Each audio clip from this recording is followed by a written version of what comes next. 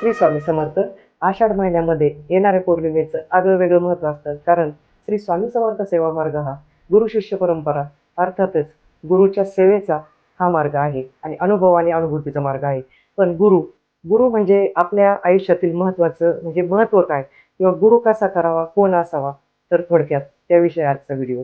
आपल्या आयुष्यामध्ये 5 महत्त्वाचे गुरु असतात: आई, वडील, शिक्षक, व्यावसायिक गुरु आणि आध्यात्मिक गुरु. तर श्री स्वामी समर्थ महाराजांना गुरु करण्याबद्दल वेगवेगळ्या शंका कुशंका मनामध्ये असतात. पण जगाचं गुरुपद ज्यांनी घेतलं अशा श्री गुरुदेव दत्त अवतार श्री स्वामी समर्थ महाराज आहे. म्हणून गुरु करण्याबद्दल कुठलीही शंका घेण्याचं कारण नाही. गुरु सगुण असू शकतो, निर्गुण स्वरूपात असू शकतो. आणि श्री स्वामी समर्थ महाराजांना गुरु करताना बरेच प्रश्न येतात. आमचा पहिला गुरु आहे, आम्ही गुरु करावा का?